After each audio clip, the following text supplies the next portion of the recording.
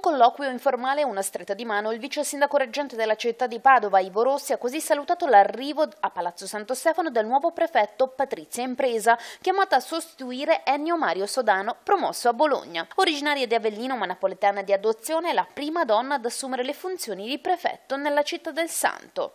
Non mi fa più tanta impressione perché anche nell'altra prefettura ero il primo prefetto donna. Io non credo che oggi non si debba più distinguere il genere, quindi il prefetto è il prefetto. Certamente credo che però l'essere donna non cambia il ruolo nella sua esplicazione.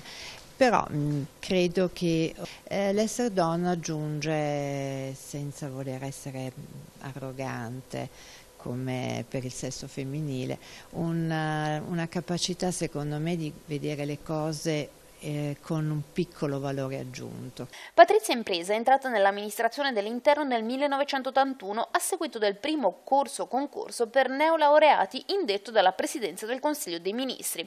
Ha svolto il suo primo incarico alla Prefettura di Firenze per poi passare nell'86 alla Prefettura di Milano, dove ha diretto varie aree. È stata quindi viceprefetto vicario a Varese dal 2004 al 2006, membro della Commissione per la progressione in carriera del Ministero.